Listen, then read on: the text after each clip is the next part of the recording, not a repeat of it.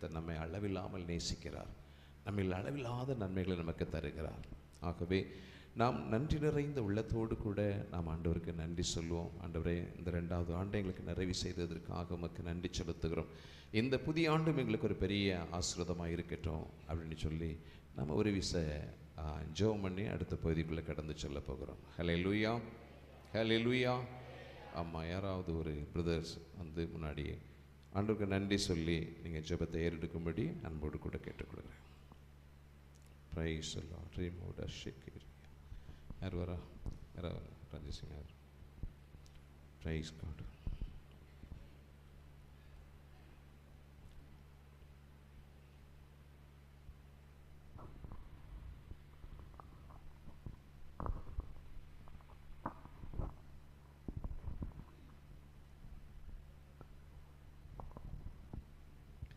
சோஸ்திரம். ஜெபம் பண்ணுவோம். அருமையான எங்கள் அன்பின் தெய்வமே, சபை பிள்ளைங்களுக்கு ஆண்டவரே தேவையான ஞானத்தையும் அறிவையும் புத்தியையும் கொடுத்திருக்கிறீங்களே, தேவைகளை எல்லாம் சந்தித்து வருகிறீரே தகப்பனே, அதற்காக உங்களுக்கு ஆண்டவர் சந்திக்கும் போது அவனுக்குள்ளே என்ன ஒரு மாற்றங்கள் நடக்கு, ஆண்டவர் ஏன் ஒரு மனுஷனை சந்திக்கிறார் என்பதை பல கோணத்தில் நம்ம அந்த வார்த்தைகளை தியானிக்கிற போது நிச்சயமாகவே நாம் ஆசீர்வதிக்கப்பட்டோம். ஹல்லேலூயா. ஆண்டவர் ஒரு மனுஷனை சந்திக்கிறாருன்னா அது சாதாரண ஒரு விஷயம் கிடையாது. ஹல்லேலூயா. ஆண்டவர் ஒரு மனுஷனை தொடுறாரு என்று சொன்னால், தொடுறாரு என்று சொன்னால் அவன் மேலே ஒரு பெரிய கரிசனை வச்சிருக்கிறார், பெரிய எதிர்பார்ப்பு இருக்கும், பெரிய ஒரு திட்டம் ஆண்டவர் வச்சிருப்பார். ஆக உங்களையும் என்னை ஆண்டவர் சந்தித்தது உண்மையானா கர்த்தர் நிச்சயமாக நம்மை கொண்டு ஒரு பெரிய காரியங்களை செய்வார். ஹல்லேலூயா. ஒரு பெரிய நன்மையை, ஒரு பெரிய ஆசீர்வாதத்தை கர்த்தர் நிச்சயம் நமக்கு தருவார். ஒருவேளை தெய்வம் என்னை தொடாதிருந்தால், ஆண்டவர் என்னை தொடாமல் இருந்திருந்தால், ஆண்டவர் என்னை சந்திக்காமல் இருந்திருந்தால் நான் இன்றைக்கி இந்த இடத்துல என்ன சொல்ல நின்றிருக்கவே முடியாது. நம்ம மேலே ஆண்டவர் ஒரு பெரிய திட்டம் வச்சிருக்கிறார். ஹல்லேலூயா. அதுதான் ஒரு ஆச்சரியமான ஒரு காரியம். ஒருவேளை நான் ஆண்டவருடைய ஒரு பிளான் இல்லை அப்படின்னு சொன்னால், மனுஷனுடைய திட்டங்கள் அல்லது நம்முடைய பெற்றோர்களுடைய திட்டங்கள் இருந்திருக்கும், நம்ம மேலே செயல்பட்டுருக்கோம் அப்படின்னு சொன்னால் நம்முடைய வாழ்க்கை எங்கேயும் வச்சுருக்கலாம், திசை மாறி இருக்கலாம். ஒருவேளை நான் 8ஆம் வகுப்பு படிக்கும்போதே எங்கள் வீட்டில் ரெடி பண்ணிட்டாங்க, ஐயா மளிகை கடைக்கு போய்யா என்ன சொல்லி 8ஆவது படிக்கும்போதே என்ன செய்யிட்டாங்க, எனக்கு ஆமாம் போகிறதுக்கு எல்லாம் ரெடி பண்ணிட்டாங்க. ஒருத்தர் கூட்டிகிட்டு போகிறதுக்கு ரெடியாக இருந்தார். ஆனால் ஒரு ஆசிரியர் வந்து தடுத்தார், நீ என்ன சொல்லிடாவே படிக்கிற பைய நான் நினச்சக்கூடாது, போகக்கூடாது. அவர் தடுத்ததுனால நான் என்ன செய்தேன், 8ஆம் வகுப்பு ஆமாம் பாஸ் பண்ண கர்த்தர் உதவி செய்து தொடர்ந்து பள்ளிக்கூடத்துக்கு போனதுனால 8ஆம் கிளாஸ் பாஸ் ஆகிட்டு. அதுக்கு பிறகு 9ஆம் கிளாஸ் உள்ளே வரணும். உள்ளே வரும்போதும் சூழ்நிலைகள் வீட்டில் என்ன இல்லை, ஒரு ஹைஸ்கூலுக்கு போகணும். ஆகவே ட்ரெஸ் எதுவும் எடுக்க முடியாத ஒரு சூழல் இருந்ததுனால ஒரு ஆசிரியர் இருந்துச்சு எங்கள் குடும்பத்தை தேடி வந்தார். என்னை தேடி வந்து நான் அவனுக்கு எல்லாம் என்ன செய்கிறேன், வாங்கி கொடுக்குறேன் அப்படி சொன்னார். அவர் மட்டும் அப்போ வரல அப்படின்னு சொன்னால் மறுபடியும் ஏதாவது ஒரு பாத்திரம் கிடைக்குன்னு செய்யிருப்பாங்க, அனுப்பி வச்சுருப்பாங்க. இப்படி ஒவ்வொரு கட்டத்திலும் கர்த்தர் அவருடைய தொடுதல் இருந்ததுனால நான் என்ன செய்தேன், தாண்டி கர்த்தர் வர உதவி செய்தார். ஹல்லேலூயா. அதே போல் 10th முடித்த பிறகு ஒரு ஆசிரியர் வந்து நீ டீச்சர் ட்ரைனிங் அப்ளிகேஷன் போடு, உனக்கு கட்டாயம் கிடைக்கும் அப்படின்னு சொன்னார். நமக்கு அதை பற்றி தானே ஒரு எண்ணமும் என்னது கிடையாது, அதை பற்றி ஒரு பெரிய ஞானம் கிடையாது. ஏன்னா ஒரு கிராமத்தில் இருந்ததுனால என்ன படிக்கணும் என்ன செய்யணும் எதுவுமே என்ன செய்யாது தெரியாது. ஆனாலும் ஒரு நல்ல மதிப்பெண் இருந்ததுனால டீச்சர் ட்ரைனிங் போட கர்த்தர் கிருபை பாராட்டினார். கவர்மெண்ட்டில் இடம் கிடச்சிச்சு. அன்றைக்கி அதை பாஸ் பண்ண கர்த்தர் உதவி செய்தார். தொடர்ந்து அரசாங்கத்தில் ஒரு நல்ல ஒரு வேலை கிடைக்கவும் கர்த்தர் உதவி செய்தார். ஹல்லேலூயா. ஒருவேளை அவர் வேலை கிடைக்கும்போது கூட பாருங்கள் எங்கேருந்து எங்கே கொண்டு போகிறார். இங்கேருந்து புதுக்கோட்டை மாவட்டத்துக்கு கொண்டு போய் அங்கே ஒரு சகோதரன் வீட்டில் தங்க வச்சு, அங்கே ஒரு சகோதரன் என்னை தேடி வந்து சுவிசேஷம் சொல்ல, அங்கே ரட்சிப்புக்குள் வழி நடத்த. ஆகவே கர்த்தர் அந்த நடத்தின பாதைகளை எல்லாம் நம்ம நினச்சி பார்த்தோம் அப்படின்னு சொன்னால் ஒரு பெரிய ஒரு ஆச்சரியம். ஹல்லேலூயா. ஆனால் நான் ரட்சிக்கப்பட்ட புதுசில் கவனித்து பார்த்திங்கன்னா ஒரு சபைக்கு போயிருந்தேன். அப்போ தான் 1 மாதம் ஆயிருக்கும்னு நினைக்கிறேன். நான் ரட்சிக்கப்பட்டேன்னு கூட சொல்ல முடியாது. ஆனால் அந்த சபைக்கு உள்ளே போயிருக்கிறேன். அந்த சர்ச் ஒரு வீட்டு மாடியில் தென்னந்தட்டி போட்டிருந்தாங்க. பந்தல் சொல்லல, அப்படி பந்தல் தென்னந்தட்டி வச்சு ஓலை வச்சு பந்தல் போட்டிருந்தாங்க. ஆனால் பந்தல்னால் சும்மா சாதாரண ஒரு பந்தல் போட்டு தான் அந்த மாடியில் ஆராதித்தோம். ஆனால் ஆராதிச்சுட்டு இருக்கும்போது என்ன வந்துட்டு பயங்கர மழை வந்துட்டு. அதனால் மழை பெய்த தண்ணீர் எல்லாம் எங்கே தான் வரும்? பந்தல் தானே, சாதாரண பந்தல் தானே. அதனால் அவ்வளோ அப்படியே உள்ளே வந்துச்சு. உள்ளே இருக்கிற எல்லாரும் என்ன செய்தோம்? நனைஞ்சோம். எல்லாரும் நனைஞ்சோம். நானும் வெளியே என்ன செய்யலை உடல், நானும் அந்த ஆராதனையில் அவங்க கூடவே நனைஞ்சு உட்கார்ந்தது. எனக்கு அங்கே உட்கார்ந்துருக்கிற யாரையும் என்ன செய்யாது, தெரியாது. ஏன்னா அந்த சர்ச்சுக்கு நான் ஒரு புது விசுவாசி. அதனால் என்னை பற்றி யாருக்கும் அதிகமாக தெரியாது. நான் அப்போ தான் ஒரு 2 ஆராதனையும் 3 ஆராதனையும் உள்ளே போயிருப்பேன்னு நினைக்கிறேன். அதனால் என்னை பற்றி யாருக்குமே தெரியாது. ஆனால் என்னால் அந்த சர்ச்சை விட்டு என்ன செய்ய முடியல, வெளியே போக விருப்பமே வரல. அந்த மழைக்குள்ள என்ன செய்ய ஃபுல்லாக நனைஞ்சு அவங்களோடு கூட ஆராதிச்சுட்டு, ஆராதனை முடிஞ்ச பிறகு அந்த நனைஞ்ச சட்டையோட மறுபடியும் பஸ் ஏறி 40 கிலோமீட்டர் தள்ளி நான் இருந்த கிராமத்துக்கு போக உதவி செய்தார். அல்லேலூயா. அப்படி அந்த நாட்கள் அந்த வைராக்கியம் இருந்ததுனால கர்த்தர் இன்றைக்கு ஒரு அழகான ஒரு ஆலயத்தில் ஆராதிப்பதற்கு கர்த்தர் உதவி செய்திருக்கிறார். அல்லேலூயா. எதையுமே நாம் ஒரு விலைக்கிறையும் செலுத்தாமல் என்ன செய்ய முடியாது, பெற்றுக்கொள்ள முடியாது. இன்றைக்கி ஆண்டவர் என்னை நம்பி இவ்வளோ ஒரு ஆலயத்தை இத்தனை லட்சங்களை தந்திருக்கிறாருன்னு சொன்னால் அது அவருடைய இரக்கம். அல்லேலூயா. சும்மா சாதாரண பேக்கிலும் பஜாரில் போய் ஒரு 10,000 ரூபா வாங்கிட்டு வாங்க பார்ப்போம். யாராவது உங்களுக்கு தந்துடுவாங்களா? எனக்கே தர மாட்டாங்க இன்றைக்கி வரைக்கும். அல்லேலூயா. அப்போது அப்படி இருக்கிற காலகட்டத்தில் ஆண்டவர் இவ்வளவு என்னை நம்பி இவ்வளவு காரியத்தை செய்திருக்கார் பாருங்க. நம்மளை நம்பி ஆண்டவர் தந்திருக்கார் பாருங்க. அல்லேலூயா. இதெல்லாம் அவர் நம்ம மேலே வச்சிருக்க நம்பிக்கை. ஆண்டவர் நம்மளை தெரிந்து கொண்டதுனால, ஆண்டவர் நம்மளை அபிஷேகித்ததுனால இந்த காரியங்கள் எல்லாம் சாத்தியமாகிறது. அல்லேலூயா. மற்றபடி நம்முடைய ஞானத்தினாலோ நம்முடைய பலத்தினாலோ இதெல்லாம் கிடையாது.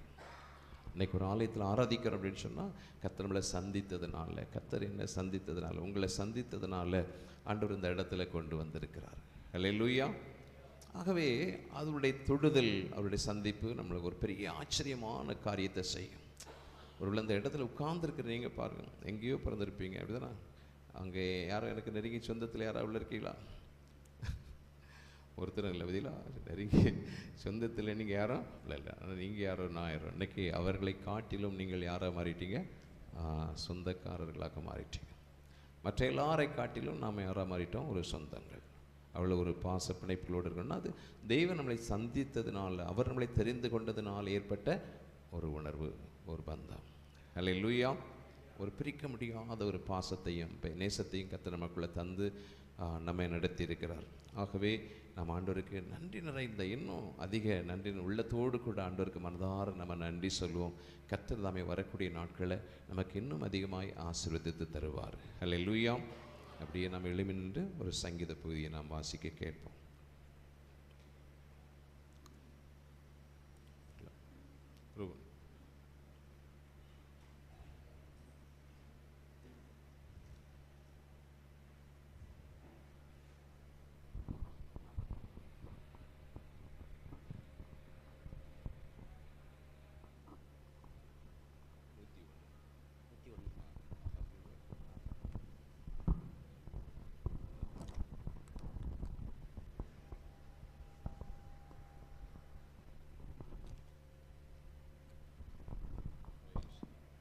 வாசிக்க வேண்டிய வேத பாடம் சங்கீதம் 101. இரக்கத்தையும் நியாயத்தையும் குறித்து பாடுவேன். கர்த்தாவே, உம்மை கீர்த்தனம் பண்ணுவேன். உத்தமான வழியிலே வேகமாய் நடப்பேன். எப்பொழுதும் என்னிடத்தில் வருவீர். என் வீட்டிலே உத்தம இருதயத்தோடு நடந்து கொள்வேன். தீங்கான காரியத்தை என் கண்முன் வைக்க மாட்டேன். வழி விலகுகிறவர்களின் செய்கையை வெறுக்கிறேன். அது என்னை பற்றாது. மாறுபாடான இதயம் என்னை விட்டு அகல வேண்டும். பொல்லாதவனை அறிய மாட்டேன். பிறனை ரகசியமாய் அவதூறு பண்ணுகிறவனை சங்கரிப்பேன். மேட்டிமை கண்ணனையும் பெருநெஞ்சுகள் நாம் நின்றவாறு நம்முடைய காணிக்கை பலிகளை அங்கே தான் நடந்து கொண்டு இருக்கிறது ஏவிஎம் ஸ்டுடியோ. அதில் ஒரு முறை என்னுடைய பாஸ்டருடைய முதல் ஆடியோ ரெக்கார்டிங் அங்கே வச்சுருந்ததுனால அந்த ரெக்கார்டிங் ஸ்டுடியோவுக்குள்ளே போகிறதுக்கு ஒரு வாய்ப்பு கிடைச்சிச்சு. மிகப்பெரிய ஸ்டுடியோ ஏவிஎம், எல்லாவித வசதிகளும் உள்ளே இருக்கும். ஒவ்வொரு மியூசிக் இன்ஸ்ட்ருமெண்ட்டும் தனித்தனி ட்ராக்கில் உள்ள எந்த இடத்துல தவறு நடந்திருந்தாலும் அதை அப்படியே எடுத்து என்ன செய்வாங்க, ஒரு கருவேப்பிலை தூக்கி தூர போட்ட மாதிரி அப்படி எடுத்துடலாம். அந்த அளவுக்கு அவ்வளவு பெரிய பிரம்மாண்டமான ஸ்டுடியோ. அதில் ஒரு சவுண்ட் இன்ஜினியர், ஒரு பிராமண சகோதரன் தான் அதில் சவுண்ட் இன்ஜினியராக உட்காந்து அதை ரெக்கார்ட் பண்ணிகிட்டு இருந்தார். ஆனால் பாடல் என்ன பாட்டு? கிறிஸ்தவ பாட்டு. அதில் ஒரு பாடல் இயேசுவின் சமாதானத்தை குறித்து, மனதுருக்கத்தை குறித்து ஒரு பாட்டு, பாஸ்டர் சகரச்சனுடைய பாட்டு உண்டு. அந்த பாட்டை ரெக்கார்ட் பண்ணும்போது அந்த பிராமண சகோதரருடைய உள்ளம் தன்னால் தொடப்பட்டுச்சு. அவர் எழும்பி வந்து பாஸ்டர் கை கொடுத்தார். பாஸ்டர், இந்த பாட்டு சூப்பர், ஆண்டோடைய நல்ல பிரசன்னத்தை நான் உணர முடிஞ்சிச்சுன்னாரு. யார் சொல்கிறா?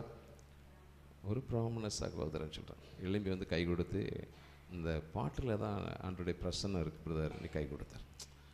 அதே போல் தான் ஒரு தேவனுடைய வார்த்தைகளை கேட்கும்போதும் சரி, ஆண்டோடைய பாடலை பாடி ஆராதிக்கும் போதும் நம்ம எவ்வளோதான் அழகாக பாடுறதை விட ஆண்டோடைய பிரசன்னமும் ஆளுகை நிறைஞ்சிருந்ததுன்னா அது ஒரு பெரிய ஆசீர்வாதம்.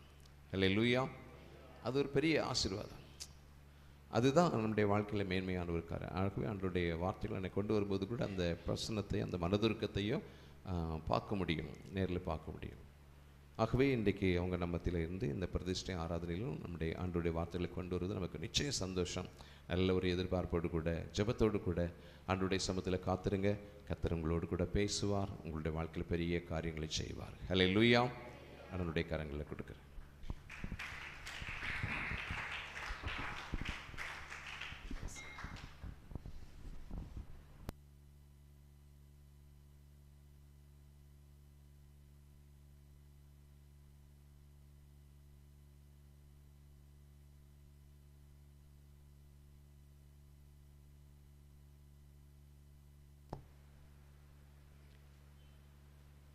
ஆண்டவராகிய இயேசு கிறிஸ்துவின் இனிதான நாமத்தினாலே உங்கள் யாவருக்கும் எங்களுடைய ரேமா எவாஞ்சலிக்கல் மிஷன் ஊழியங்களின் சார்பாக காலை வணக்கங்களை கூறிக்கொள்கிறோம். அல்லேலூயா. இதனால நேற்று ஆண்டவருடைய வார்த்தைகளை தியானித்தோம். இன்று ஆராதனை நமக்கு ஸ்தோத்திர ஆராதனையாக இருக்கிறது. இந்த ஆராதனையில் நான் மிகுந்த மகிழ்ச்சியோடு, எனக்கு ரொம்ப சந்தோஷமாக இருக்குது. ஒரு அல்லேலூயா சொல்லுவோமா? அல்லேலூயா. என்னுடைய அருமையான மருமகன் ஸ்டீவ் அவர்கள் இங்கே வந்து இந்த மீடியா காரியங்களை எல்லாம் உங்களுடைய பாஸ்டருடைய மகனோடு சேர்ந்து இந்த இளைஞர்களாக செய்கிறாங்க. அது எனக்கு ரொம்ப சந்தோஷமான ஒரு காரியம். அல்லேலூயா. ஏன்னா ஸ்டீவனுடைய தகப்பனார் அப்பா வந்து மகாராஜா நகர் சிஎஸ்ஐ சர்ச்சில் ஆர்கனிஸ்ட் அவங்க. அப்போ அந்த நாட்களில் ஸ்டீவ்லாம் ரொம்ப சின்ன பையன். அப்போது முத கார் வாங்கினேன், எனக்கு கார் ஓட்ட தெரியாது. அப்போ அவங்க அப்பா தான் வந்து எங்களுக்கு கார் ஓட்டுவாங்க. எங்கள் கூட சில ஊழியங்களுக்கும் வருவாங்க, கீபோர்டு வாசிப்பாங்க. அப்படி நிறைய உதவிகள் எங்களுக்கு ஊழியங்களில் செய்தாங்க. அதன் பிறகு ஸ்டீவுக்கு ஒரு தம்பி உண்டு. தம்பிக்கு ஞானஸ்நானம் கொடுக்கும்போது நான் தான் ஞானத்தாய், என்னுடைய மனைவி நானும் தான் ஞானத்தாய், ஞான தகப்பனாக அவர்கள் எங்களை அழைத்து கௌரவப்படுத்தினார்கள். அன்றிலிருந்து இன்று வரை நாங்கள் குடும்பமாக இணைந்திருக்கிறோம், அன்பை பகிர்ந்து கொள்கிறோம். அந்த குடும்பத்தில் அருமையான ஸ்டீவ் மறுபடியும் இப்போ ஊழியத்துக்கு வந்து இந்த மாதிரி மீடியா ஊழியத்தில் இருக்கிறார் அப்படிங்கிற போது ரொம்ப சந்தோஷம். அடுத்து அருமையான ஜெர்ரி பிரதர், அவங்க அப்பாவும் நானும் ஒன்றா ஊழியம் செய்திருக்கிறோம் ரொம்ப வருஷத்துக்கு முன்னால். நாங்கள்லாம் கொஞ்சம் பழைய ஆட்கள், ஒரு அல்லேலூயா சொல்லுவோமா?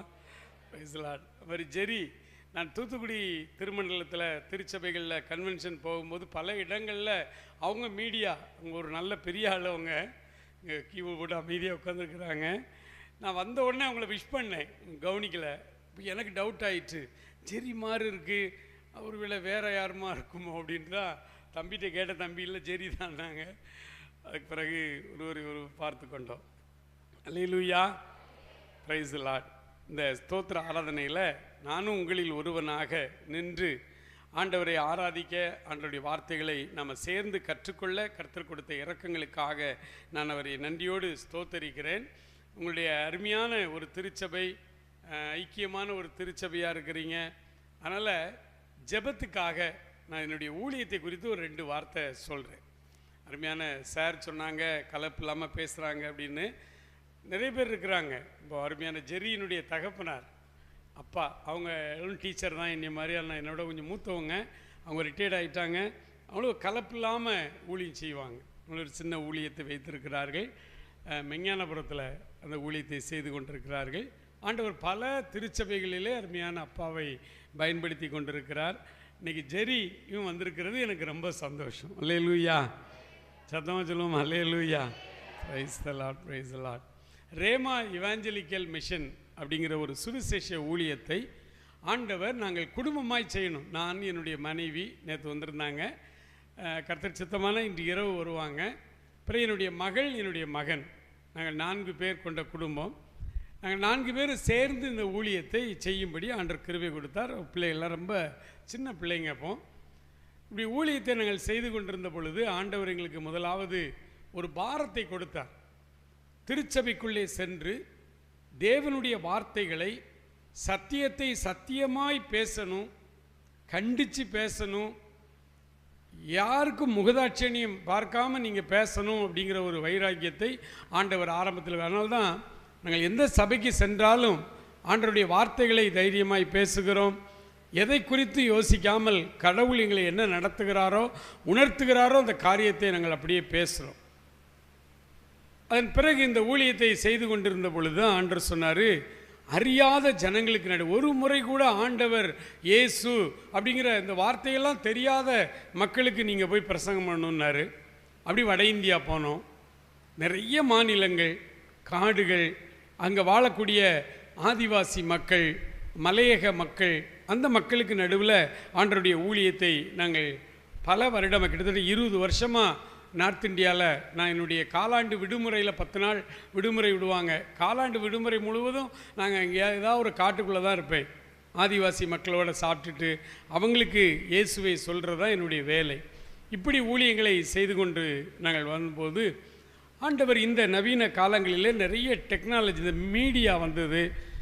திருநெல்வேலி மாவட்டத்தில் ரேமா ஜேசி டிவின்னு ஒரு சின்ன லோக்கல் சேனல், ஒரு சேனலில் டிசிசிஎல் அப்படிங்கிற அந்த செட்டாப் பாக்ஸ் வழியாக அந்த சேனல் வருவதற்கான உதவி செய்து அந்த ஒரு சேனல் ஊழியம் அது நடந்து கொண்டிருக்கிறது. அப்புறம் வழக்கமாக நம்ம எல்லோரும் வச்சுருக்கிற மாதிரி யூடியூப் சேனல், இந்த மாதிரி இது வழியாகவும் ஆண்டவருடைய வார்த்தைகளை நேற்று லைவ் போட்டிருந்தீங்க. உங்களுடைய திருச்சபையில் இந்த லைவில் நேற்று நைஜீரியாவிலேருந்து செய்தி கேட்டு அவங்க அங்கேருந்து கமெண்ட்ஸ் போட்டிருந்தாங்க. மலேசியாவில் கேட்டிருக்கிறாங்க. இன்னும் பல நாடுகளில், அமெரிக்காவில் எப்போதுமே கேட்பாங்க. ஏன்னா எங்கள் குடும்பத்தில் உள்ள ஒரு 4-5 பேர் அமெரிக்காவில் தான் இருக்காங்க. அதனால் என்னுடைய மெசேஜஸ் எல்லாத்தையும் அமெரிக்காவில் கேட்டுருவாங்க. ஆகவே இந்த அருமையான மீடியா இன்றைக்கி உலகத்தையே நம்ம சர்ச்சுக்குள்ளே கொண்டு வந்துடுது. அல்லேலூயா, அல்லேலூயா. நேற்று எவ்வளோ பேர் வந்திருந்தோம்? கொஞ்சம் பேர் வந்திருந்தோம் இல்லையா? ஆனால் பிரசங்கம் முடியும் போது பார்க்குறேன் ஒரு 150 பேர் என்ன செய்திருக்கிறாங்க, இதில் அட்டன் பண்ணியிருக்காங்க, பார்த்துருக்குறாங்க. இங்கே 100 பேர் கூட இல்லை. அதனால் இது ஒரு நல்ல சாதனம், நல்ல ஒரு மீடியா. ஆகவே மீடியா வழியாக இப்பொழுது ஆண்டவருடைய வார்த்தைகளை கேட்டுக்கொண்டிருக்கிறவர்களையும் ஆண்டவருக்குள்ளாக நான் வாழ்த்துகிறேன். நீங்கள் தொடர்ந்து எங்களோடு இணைந்திருங்கள். சரி, இருந்த வண்ணமாக தலை தாழ்த்தி நம்ம ஜெபம் பண்ணுவோம். ஒரு சின்ன ஜெபம் பண்ணி ஆண்டவருடைய வேத வசன வார்த்தைகளுக்குள் நாம் கடந்து செல்லலாம். அற்புதமாம் அவர் அன்பு, அண்டினோர் காக்கும் தூய அன்பு,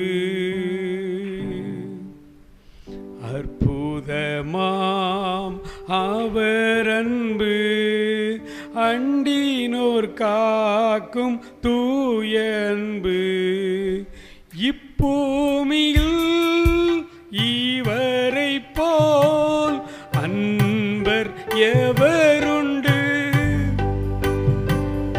இப்பூமியில் இவரை போல் அன்பர் எவருண்டு,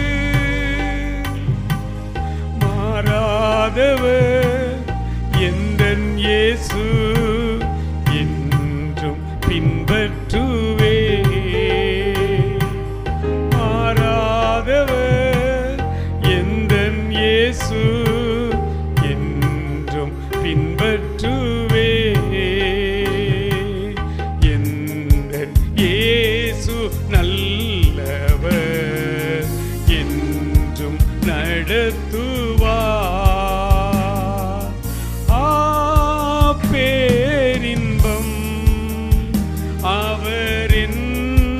தஞ்சமே.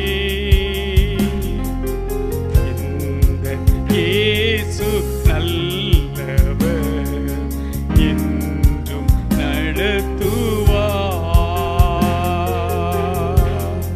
ஸ்தோத்திரிக்கிறோம் ஆண்டவரே, நன்றியோடு உம்மை துதிக்கிறோம், ஸ்தோத்திரிக்கிறோம் அப்பா.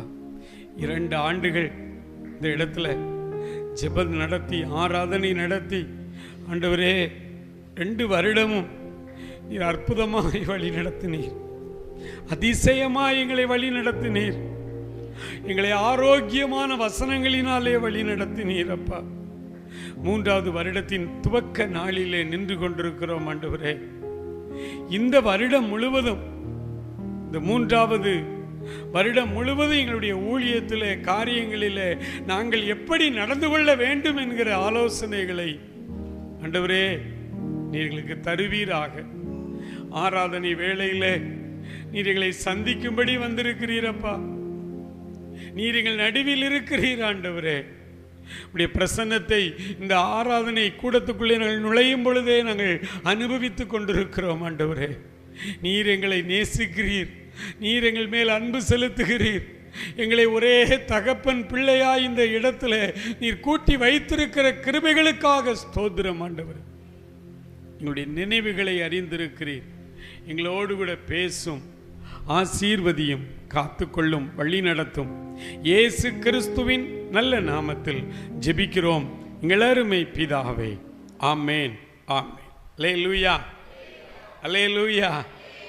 ஆண்டவர் மலை பிரசங்கத்திலே அவருடைய வார்த்தையை கேட்க கூடி வந்த மக்களை எல்லாம் அவர் பார்த்து அவர் எளிமையாய் பேச ஆரம்பித்தார். ஏனென்றால் வந்திருக்கிற அந்த ஜனங்கள், அன்றைக்கு ஆண்டவருடைய வார்த்தையை கேட்க வந்த ஜனங்கள் படிப்பறிவில்லாத பாமர மக்கள். அவர்களுக்கு தேவனுடைய ராஜ்யத்தை குறித்ததான ரகசியங்களை, வேதாகமத்தின் மர்மங்களை அப்படி நேரடியாக சொன்னால் அவங்களுக்கு புரியாது என்று அவர் என்ன செய்தார்? எளிய ஓமைகள், அந்த வந்திருக்கிற மக்களுக்கு தெரிந்த காரியங்கள், அதை வைத்து ஓமையாய் அவர் பேசினார். ஏற்கனவே ஓல்ட் டெஸ்டமெண்ட் பழைய ஏற்பாட்டில் என் வாயை ஓமைகளால் திறப்பேன் அப்படின்னு இயேசுநாதரை குறித்து அங்கே ஒரு தீர்க்க தரிசனம் இருக்கிறது. அவர் அதே போல் ஒரு 50க்கும் அதிகமான ஓமைகளை இந்த 4 சுவிசேஷங்களிலும் அவர் பயன்படுத்தினார். அப்படிதான் மலை பிரசங்கத்திலே அவர் வந்திருக்கும் பொழுது சொன்னார், இந்த மக்களை பார்த்து கவலைப்படாதிருங்கள் அப்படின்னார். ஒரு அல்லேலூயா சொல்லுவோமா? கவலைப்படாதிருங்கள் அப்படின்னு சொல்றதுக்கு அவர் என்ன உதாரணம் சொன்னா பாருங்க, காகங்களை கவனித்து பாருங்கள் அப்படின்னார். ஏன்னா தமிழ்நாட்டில் காகங்கள் இருக்கிற மாதிரி இஸ்ரேல்லையும் காகங்கள் இருக்கும். எல்லா நாட்டிலையும் எல்லா பறவைகளும் இருக்காது. ஆஸ்திரேலியாலாம் போனீங்கன்னா காகத்தை பார்க்க முடியாது, அங்கெல்லாம் வினோதமான பறவைகள், மிருகங்கள் இருக்கும் ஆஸ்திரேலியாவில். அந்த ஆஸ்திரேலியாவில் இருக்கிற அந்த பல மிருகங்கள் இங்கே நம்ம நாட்டிலலாம் கிடையாது. இப்படி வித்தியாசம் இருக்கும். ஆனால் கிட்டத்தட்ட தமிழ்நாடும் இஸ்ரேலும் ஏகதேசம் ஒரே சீதோஷ்ண நிலை, ஒரே மாதிரியான மழைப்பொழிவு, ஒரே மாதிரியான மிருகங்கள், பறவைகள். அதனால தான் அந்த சுவிசேஷத்தில், ஒரு சுவிசேஷத்தில் ஆகாயத்து பட்சிகளை கவனித்து பாருங்கள் நினைச்சுவார். பைபிள் படிச்சிருக்கீங்களா? நீங்கள் பார்க்குற பார்வை பார்த்தா எனக்கு ஒரு மாதிரி இருக்குது, பயமாக இருக்குது. ஒரு சுவிசேஷத்தில் ஆகாயத்து பட்சிகளை கவனித்து பாருங்கள்னாரு, இன்னொரு சுவிசேஷத்தில் காகங்களை கவனித்து பாருங்கள், அவைகள் விதைக்கிறதும் இல்லை, அறுக்கிறதும் இல்லை, களஞ்சியத்தில் சேர்த்து வைக்கிறதும் இல்லை, ஆகிலும் அவைகளை பிழைப்பூட்டுகிற பரமபிதா. நாம் விதைக்கிறோம், அதாவது வேலை செய்கிறோம், அறுக்கிறோம், மாத கடைசியில் ஏடிஎம்மில் பணம் வந்து விழுந்துருது, சம்பளம் இல்லை. விதைக்கிறோம், அறுக்கிறோம், களஞ்சியத்தில் சேர்த்து வைக்கிறோம், கொஞ்சமாக எல்ஐசியில் போட்டு வைக்கிறோம் இல்லை. நம்ம விதைக்கிறோம், அறுக்கிறோம், களஞ்சியத்தில் கொஞ்சமாக சேர்த்து வைக்கிறோம். ஆனாலும் நம்முடைய வாழ்க்கை நிறைவான வாழ்க்கையாக இல்லை, பற்றாக்குறை ஜீவியமாக தான் இருக்கு. எங்கே பார்த்தாலும், யாரை பார்த்தாலும் சம்பளம் பத்தலை, பிஸ்னஸ் சரியில்லை, விவசாயத்தில் ஒன்றும் வருமானம் இல்லை, இப்படி தான் சொல்கிற மக்களை நம்ம பார்க்குறோம். ரொம்ப வருஷத்துக்கு முன்னால் ஜெயலலிதா அம்மா முதலமைச்சராக இருந்தாங்க தமிழ்நாட்டில். அப்போ என்ன பண்ணாங்க, நாங்கள்லாம் அப்போ ஆசிரியர்கள் அரசு பள்ளிகளில். அப்போ திடீர்னு எங்களுடைய சலுகைகள் நிறைய அந்த பண காரியங்களை கட் பண்ணிட்டாங்க. கட் பண்ணோடனே ஒரே கூப்பாடு போட்டுக்கிட்டு இருந்தோம் நாங்கள். அப்போது அந்த அம்மாட்ட போய் பத்திரிகையாளர்கள்லாம், நிருபர்கள் போய் கேட்டாங்க, அம்மா இந்த மாதிரி பண்ணிட்டீங்களே, அரசு ஊழியர்கள் ஆசிரியர்களுக்கு அந்த இதை கட் பண்ணிட்டீங்க, இதெல்லாம் கட் பண்ணிட்டீங்க அப்படின்னு சொல்லி கேட்டு வந்தோடனே அந்த அம்மா சொன்னாங்க, ஏங்க தமிழ்நாட்டில் நிதி பற்றாக்குறையாக இருக்குங்கன்னாங்க. நிதி எப்படி இருக்கான்? இவன் நிருபர்கள் சும்மாவே இருக்க மாட்டாங்க. ஜெயலலிதா அம்மாட்ட கேட்டானா அடுத்து இவன் எங்கே போவான்? கலைஞர்கிட்ட போவான். நேராக அவர்கிட்ட போனான். அவர் அப்போ எதிர்கட்சி தலைவராக இருக்கார். அவர்கிட்ட போய், ஐயா இந்த அம்மா அப்படி சொல்கிறாங்களே, என்ன சொல்கிறாங்க அப்படின்னார். இல்லை நிதி பற்றாக்குறைன்றாங்களே. அந்த அம்மையாருக்கு மதி பற்றாக்குறைன்னா அந்த ஆள். சரி, இங்கே நம்ம கிராமத்தில் தான் போருக்கு போட்டு விவசாயம் பண்ணலாம் பார்த்தா 20 அடியில் தண்ணி வந்துக்கிட்டு இருந்துச்சு, இப்போ 200 அடியாக மாறிடுச்சு. கேட்டால் நிலத்தடி நீர் பற்றாக்குறைங்கிறான். எங்கே பார்த்தாலும் சமுதாயத்தில் எங்கே எடுத்த பற்றாக்குறை தான். அறிவு பற்றாக்குறை, ஒழுக்கம் பற்றாக்குறை, எதை எடுத்தாலும் பற்றாக்குறை ஜீவியமாக இருக்குது. ஆனால் யோவான் 10:10 அந்த பின்பகுதியை வாசிங்களா, இல்லை முழுசாக வாசிங்க. யோவான் 10:10 வாசிங்க, மறந்துடாதீங்க. திருடன் திருடவும் கொல்லவும் அழிக்கவுமே வருகிறானே அன்றி வேறு ஒன்றுக்கும் வரான். நானோ அவைகளுக்கு ஜீவன் உண்டாயிருக்கவும் அது பரிபூரணப்படவும் வந்தேன். ஆண்டவர் சொல்றாரு, நான் அவைகளுக்கு ஜீவன் உண்டாயிருக்கவும் அவர்கள் பற்றாக்குறை இல்லாமல் பரிபூரணமாய், அதாவது ஒரு முழுமை நிறை வாழ்வு, கத்தோலிக்க வேதாந்தத்தில் தான் போட்டிருக்கு, நிறை வாழ்வை கண்டடையவும் வந்தேன் என்று இயேசு சொன்னார். அல்லேலூயா. அப்போ கவலைப்படாதிருங்கள் அப்படின்னார். கவலைப்படாதிருங்கள். 104 சங்கீதம், 103 இதெல்லாம் வீட்டில் போய் நீங்கள் வாசிப்பாருங்க. இப்போ வேண்டாம், வீட்டில் போய் வாசிப்பாருங்க. அவர் அங்கே சொல்கிறாரு, இந்த சமுத்திரம், பரந்த இந்த சமுத்திரத்தில் ஏராளமான ஜீவராசிகள் இருக்கிறது. அதில் விளையாடும்படி அவர் படைத்த திமிங்கலங்களும் உண்டு. இந்த டால்ஃபினை பற்றி எப்போ எழுதியிருக்காரு பாருங்க. டால்ஃபின் தான் விளையாடுற திமிங்கலம் இல்லை? அந்த டால்ஃபினை பற்றி கூட பைபிளில் இருக்குது. பைபிளில் இல்லாத எதுவும் இந்த உலகத்தில் இல்லை. அதையும் நீங்கள் தெரிஞ்சுக்கணும். சரி, இந்த மிருக ஜீவன்களில் பெரியவைகளும் சிறியவைகளுமான எண்ணிறைந்த ஜீவன்கள் உண்டு. இவை எல்லாத்துக்கும் கர்த்தர் காலையில் தன்னுடைய கையை நீட்டி என்ன செய்கிறார்? அவர்களுக்கு படி அளக்கிறார். அவைகள் என்ன செய்கிறது? வாங்கி சாப்பிடுகிறது. அவர் கையை மறைத்து கொண்டால் அவைகள் மாண்டு மண்ணுக்கு திரும்பும் அப்படின்னு போட்டிருக்கு பைபிளில். ஒரு தடவை நான் ஃபுல்லாக வாசிட்டேன்னு சொல்கிறவங்க மட்டும் ஒரு தடவைக்கு மேலே பார்த்தீங்களா? கொஞ்சம் பேர் இருக்கிறீங்க. இன்னும் ரொம்ப பேர் முழுசாக பைபிளே வாசிக்கல. அதனால தான் நான் சொல்கிறதெல்லாம் உங்களுக்கு என்ன செய்ய மாட்டேங்கு, இதெல்லாம் இருக்கா அப்படின்னு தெரில. சரி, நான் நீங்கள் எல்லாம் நல்லா ஆவிக்குரிய சபைங்கிறதுனால 2 வருஷம் ஆயிட்டுல, அதனால் பைபிள்லாம் வாசிருப்பீங்க அப்படின்னு நினச்சி இனிமேல் என்ன செய்யுங்க, அடுத்த வருஷம் இந்த 3ஆவது வருஷம் முடியறதுக்குள்ளே ஒரு 2 தடவையாவது பைபிள் என்ன செய்யுங்க, ஒரு தடவையாவது வாசிருங்க. ஒரு அலையில சொல்லுவோமா? அப்போ அவர் சொன்னார், இந்த இவ்வளவு ஜீவராசிகளுக்கும் நம்ம ஆண்டவர் தாங்க எல்லாத்துக்கும் படி அளக்கிறாரு. ஏன்னா அவைகள் விதைக்கிறதில்லை, அறுக்கிறதில்லை, களஞ்சத்தில் சேர்த்து வைக்கிறதும் இல்லை, அவைகளுக்கு பிழை போட்டுகிற. சங்கீதத்தில் ஒரு சங்கீதம் இருக்குது, சங்கீதத்தில் ஒரு வசனம் இருக்குது, கூப்பிடுகிற காக்கை குஞ்சுகளுக்கு என்ன செய்கிறாரா? காக்காவுக்கு கூட இல்லையாங்க, காக்கை குஞ்சுகளுக்கு கூட என்ன செய்கிறாரா? ஆகாரம் கொடுக்குறாராம்.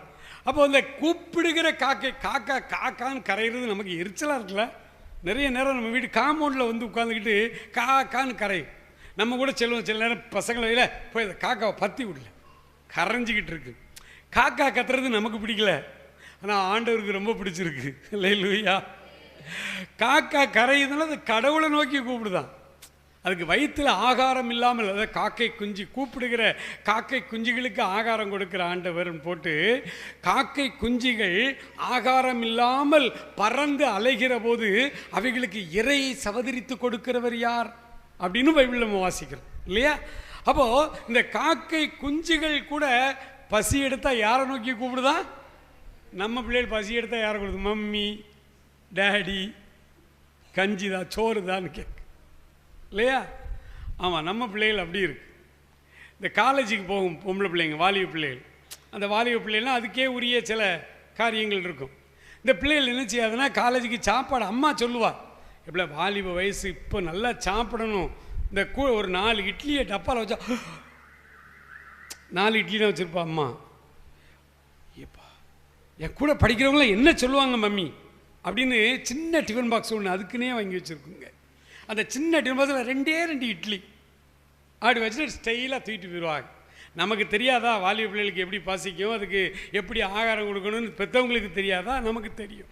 ஆனால் கேட்காதுங்க, பிள்ளைகள் தான் சொன்ன பேச்சை கேட்காதா. இப்போ இது காலேஜ் போயிடும். 10 மணிக்கு லெக்சரர் வருவார், 10லேருந்து 1 மணி வரைக்கும் தான், 1 மணி 3 ஹவர் பேசுவார்.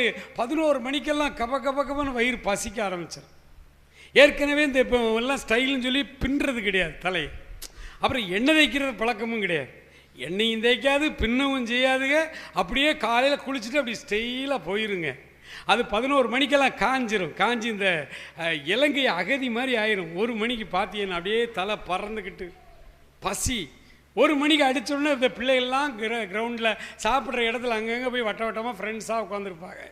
அதுலேயும் பார்த்தீங்கன்னா எல்லோரும் சாப்பாடு தரம் சாப்பிட்டுக்கிட்டு இருக்குங்க. இந்த பிள்ளை நம்ம பிள்ளை இருக்கே, இந்த நம்ம பிள்ளை தான் ரொம்ப அலுசமாக இந்த மாதிரி வேலையெல்லாம் செய்யுது. நம்ம பிள்ளை பாருங்கடி, எங்கள் மம்மி எப்போ பார்த்தாலும் இட்லியே வைக்கிறாங்க அப்படின்னு அதில் வேறு அழுத்துக்கிடுவாங்க. அவ்வளோ ஸ்டைலாக இருக்காலாம். அதில் அந்த ஒரு இட்லியில் பாதி இட்லி எடுத்து அங்கே உள்ள நாய்க்கு தூக்கி போட்டுருவாங்க. மிச்சம் 1.5 இட்லி இருக்கும். அதையும் பக்கத்தில் உள்ள பிள்ளைகளுக்கு கொஞ்சம் கொஞ்சமாக பிச்சு கொடுத்துட்டு ஒரு 1/2 இட்லி 3/4 இட்லி தான் இது சாப்பிடும். அது எல்லா பிள்ளைகளுமே நம்மளை ஒரு இதை பெருசாக நினைக்கணும் அப்படின்னு சொல்லி. இது என்ன ஆகும் பாரா, அவன் 3 மணி அல்லது 4 மணிக்கு தான் காலேஜ் விடும். 4-5 ஆயிரும் சொல்ல காலேஜ். 4 மணிக்கு காலேஜ் விடுவான். வயிறு எப்படி பசிக்கும் பாரு. அப்படியே இந்த மினி பஸ்ஸில் வரும் பாருங்கள் பிள்ளைகள், இந்த அகதிகள் மாதிரியே தெரியணும் பார்க்குறது, பஞ்ச பராரிகள் மாதிரி. அப்படியே வந்து பஸ்ஸை விட்டு இறங்கி வீட்டுக்குள்ளே நுழையும் போதே மம்மின்னு சொல்லிட்டு நேராக அடுப்பாங்கரைக்கு தான் போகும். நேராக அடுப்பாங்கரையில் போய் எங்கள் பானையை திறந்து, சோத்து பானையை திறந்து கொஞ்சம் விட்டால் தலையவே உள்ளே விட்டுரும் போல். ஏன் இதை ஒழுங்காக தாய்க்காரி சொல்லும் போதே நல்ல பெரிய டியூன் பாக்ஸில் கொண்டு போய் சாப்பிட்டா உன்னைய யார் அடிக்கிறது? சொன்ன பேச்சு கேட்கறது இல்லை. பாண்டர் சொல்கிறாரு, காக்கை குஞ்சுகளுக்கு ஆகாரம் கொடுக்கிறவர். திமிங்கலம் தான் உலகத்திலே பெரிய விலங்கு. 40 யானை எடை இஸ் ஈக்குவல் டு ஒரு திமிங்கலம். அப்போ திமிங்கலம் எவ்வளோ பெருசுன்னு பாருங்கள். இந்த திமிங்கலம் தான் மிகப்பெரிய விலங்கு, மேமல் இனத்தை சேர்ந்தது. குட்டி போட்டு பால் கொடுக்குற இனத்தை சேர்ந்தது.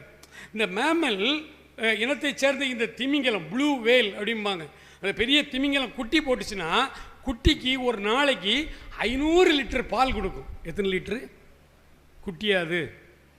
பிறந்த குட்டி 500 லிட்டர் பால் குடிக்கும். அதுக்கு தான் குட்டி, நமக்கு குட்டி இல்லை.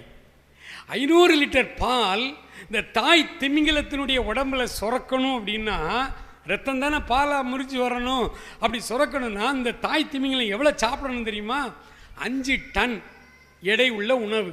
எத்தனை ton? 5 ton. 1 ton is equal to 1000 kilo. 5000 kilo எடை உள்ள உணவை முழுங்கணும். அதை போய் சாப்பிட்றதுன்னு எப்படி சொல்கிறது? அப்படி முழுங்குறது தான்.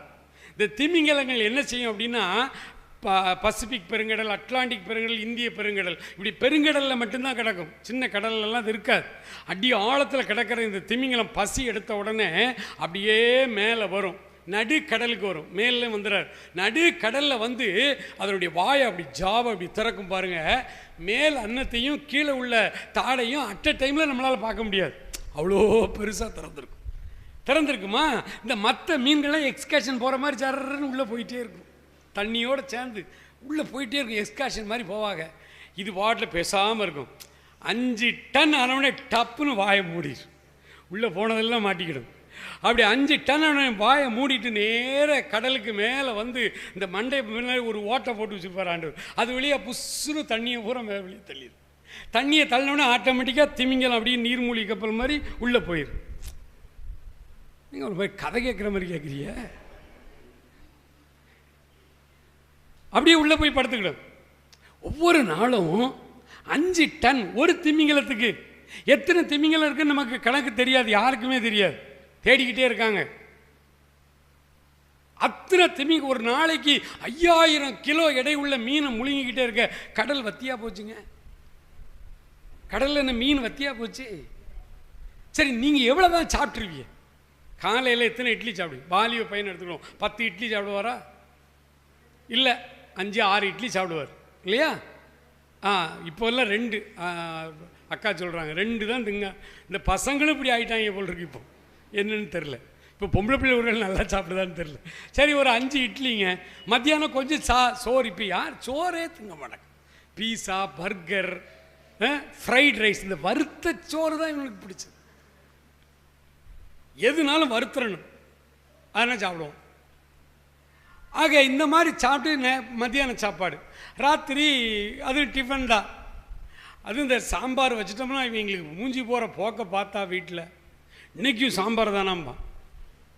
தினம் சிக்கன் வேணும் அல்லது மட்டன் வேணும், நான்வெஜ் இல்லாமல் சாப்பிடவே மாட்டாக்கான் பிள்ளை. சரி, நான் நினச்சேன் நீ வயிறார சாப்பிடியா, பிரியாணியாக சாப்பிடு. ஒரு நாளைக்கு எத்தனை 3 நேரம் சாப்பாட்டையும் அப்படி திராசில் வச்சு நிறுத்தா எத்தனை கிலோ வந்துடும்? ஒரு 1.5 கிலோ வருமா, 2 கிலோ வருமா? ஏங்க ஒரு நாளைக்கு 2 கிலோ சோறு தாங்க உங்களுக்கு போடணும். ஆண்டவர் அவர் 5000 கிலோ எடை உள்ள சாப்பாட்டை ஒரு திமிங்கலத்தை கொடுத்துக்கிட்டு இருக்காரு. உங்களுக்கு சோறு தர மாட்டாரா? ஒரு அல்லையிலே சொல்லுங்க பார்க்கலாம். காக்கைகளை பார், அவைகள் விதைத்து அறுப்பதில்லை, களஞ்சியத்தை பார், அதில் சேர்த்து வைப்பதில்லை. கலங்கும் மனுஷனே கவலை கொள்ளாதே, கடவுள் பார்வையில் நீ மேலானவன். கலங்கும் மனுஷியே கவலை கொள்ளாதே, கடவுள் பார்வையில் நீ மேலானவள். காட்டு புஷ்பங்கள் 100 இல்லை, வண்ண ஆடையை அவை சேர்ப்பதும் இல்லை. காட்டு புஷ்பங்கள் 100 இல்லை, வண்ண ஆடையை அவை சேர்ப்பதும் இல்லை. சாலமோன் மன்னன் முதல் இதுவரை யாரும், சாலமோன் மன்னன் முதல் இதுவரை யாரும் மகிமையிலும் அவை போல. சாலமோன் மன்னன் முதல் இதுவரை யாரும், சாலமோன் மன்னன் முதல் இது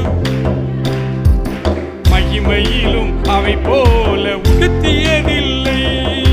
காக்கைகளை பார், அவைகள் விதைத்து அறுப்பதில்லை, களஞ்சியத்தை பார், அவைகள் சேர்த்து வைப்பதில்லை.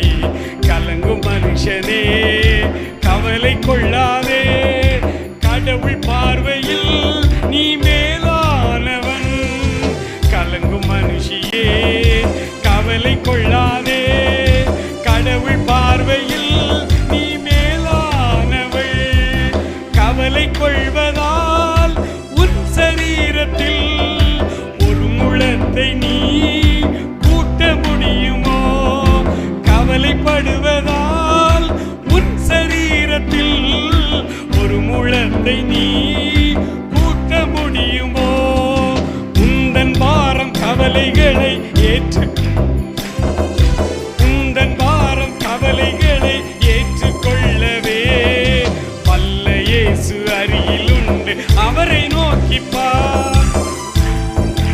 கவலைகளை ஏற்றுக்கொள்ளவே வல்ல இயேசு அருகில் உண்டு, அவரை நோக்கிப்பார். காக்கைகளை பார், அவைகள் விதைத்து அறுப்பதில்லை, களஞ்சியத்தில் பார், அவைகள் சேர்த்து வைப்பதில்லை. கலங்கும் மனுஷனே கவலை கொள்ளாதே, கடவுள் பார்வையில் நீ மேலானவன். அல்லேலூயா, அல்லேலூயா. கவலையெல்லாம் போச்சா? எதுக்கும் கவலைப்படாதீங்க. உங்களுக்கு எத்தனை லட்சம் வேணுங்க சொல்லுங்க, மனசுக்குள்ளே சொல்லுங்க. 5 லட்சம், 10 லட்சம் வேணாமா? 50 லட்சம்? ஒருத்தர் 50 லட்சம் கடனோடு இங்கே இருக்கீங்கன்னு வச்சுங்களேன், அவ்வளோ இருக்காதுன்னு நினைக்கிறேன். இருக்கோ? சரி இருக்கட்டும். 1 கோடி ஏங்க, கவலையே படாதீங்க. என்ன செய்யாதீங்க? என்ன பிரதர், மேடையில் நின்று பேசுகிறது எளிமையாக இருக்குது, நடைமுறை சிக்கலில் நாங்கள் படுற கஷ்டம் 5க்கும் 10க்கும் இல்லை. நான் நடந்த ஒரு சம்பவம் சொல்கிறேன். சென்னையில் ஒரு பெரிய பணக்கார ஊழியர் இருக்கார், இப்பவும் இருக்கார். அதனால் நான் மைக்கில் உலகம் முழுசும் போயிட்டுருக்கு. முடிஞ்ச உடனே வந்து கேளுங்க, நான் யார் எவருன்னு சொல்கிறேன். என்ன, நான் போய் சொல்கிற ஆள் கிடையாது. ஒரு பெரிய ஊழியருங்க, பல கோடிகளுக்கு சொந்தக்காரர். நம்ம ஊழியக்காரங்க தான், நம்ம ஊழியக்காரங்க தான். அதனால் நீங்கள் கவலைப்பட, கிறிஸ்தவங்கிட்ட இல்லாத பணம் தமிழ்நாட்டில் உலகத்திலே அம்பானிட்டையும் இல்லை, அதானிட்டையும் இல்லை, நம்மள்கிட்ட இருக்குது. ஒரு அலையில் சொல்லுங்க பார்க்கலாம். அப்போ ஏசுநாதர் அதிலேருந்து எடுத்து நமக்கு தர்றதுக்கு எவ்வளோ நேரம் ஆயிரும் இல்லை? ஏசுநாதர் வேறு எங்கேருந்து கூட ரூபாய் எடுத்து தரேன்டா, நம்ம ஆட்கள் இருக்க ரூபாய் எடுத்து தந்தாலே போதும். தருவாரா மாட்டாரா? தருவாருங்க. பெரிய பணக்கார ஊழியர், கிட்டத்தட்ட 10-15 வருடமாக அவர் கூட சேர்ந்து ஒரு ஊழியரும் அவரோட இணைஞ்சது. அவர் பிஷப். அவர் ஒரு 10-20 சர்ச் வச்சுருக்கிறதுனால அவர் பிஷப்னு தனக்கு தானே பட்டம் கொடுத்துக்கிட்டார். அவர் பிஷப். இவர் 2 பேரும் அப்படி ஊழியம் செய்யும் பொழுது இந்த பணக்கார ஊழியர் சொல்கிறேன் இல்லையா, அவருக்கு இன்னும் பல கோடிகள் வருது. அதாவது நம்ம தமிழ்நாட்டு சட்டப்படி, இந்திய சட்டப்படி ஒரு குறிப்பிட்ட அளவுக்கு மேலே பணம் நம்ம வச்சிருக்க முடியாது. பணம் நம்ம என்ன செய்ய முடியாது? ஒன்று பிரதமருக்கு சொந்தக்காரனாக இருக்கணும், அல்லது ஃப்ரெண்டாக இருக்கணும்.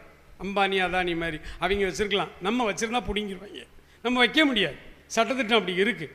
அதனாலவே என்ன செய்வாங்கன்னா, இந்த பணக்கார ஊழியர்கள் அவங்ககிட்ட எக்ஸஸாக இருக்கிற பணத்தை என்ன செய்வாங்கன்னா, அவங்களுக்கு நம்பிக்கையாக இருக்கிற ஆட்கள் பேரில் பேங்கில் போட்டு வச்சுருவாங்க. பினாமின்னு சொல்லுவாங்க, அதை பினாமின்னு சொல்லுவாங்க. சரிதானா? ரைட். அவன் போட்டு வச்சுருவாங்க. அந்த பணம் லார்ஜ் அமௌண்ட்டாக இருக்கும். அதில் உள்ள வட்டியெல்லாம் எடுத்துக்கலாம், நம்ம எடுத்து செலவு பண்ணிக்கலாம். ஆனால் அந்த அசல் இருக்கணும். அது ஏன்னா நம்பிக்கைக்குரிய ஊழியர் இல்லையா, அவர் எப்போமாவது கேட்பார். ஒரு 50 கோடி தாயன், ஒரு 10 கோடி தாயப்பார், கொடுக்கணும், போய் எடுத்து கொடுக்கணும். இவ்வளோதான், வேறு ஒன்றும் வேலை இல்லை. இதில் சில வேலைகள் செய்யணும், அதெல்லாம் வேண்டாம் நமக்கு. இவர் என்ன செய்தார், இந்த ஊழிக்காருக்கு திடீர்னு அமெரிக்காவில் இருந்தோ இங்கே இருந்தோ கொஞ்சம் பணம் வந்துருச்சு, நிறைய பணம் வந்துருச்சு. அதை வைக்க முடியாது. உடனே இவரை கூப்பிட்டார். பிஷப் நம்ம கூட ஃப்ரெண்டாக இருக்காரு, இப்போ 10-15 வருஷமாக கூடவே இருக்காரு. இப்போ பிஷப், உங்கள் அக்கௌண்ட்டில் கொஞ்சம் பணம் போடணும், உங்கள் மனைவி பேரில், பிள்ளைகள் பேரில் கொஞ்சம் பணத்தை போடணும், கொஞ்சம் பணத்தை போடணுன்னார். எவ்வளோ போடணும்? கொஞ்சம் தான், ஒரு 5 கோடி மட்டும் போடணுன்னார்.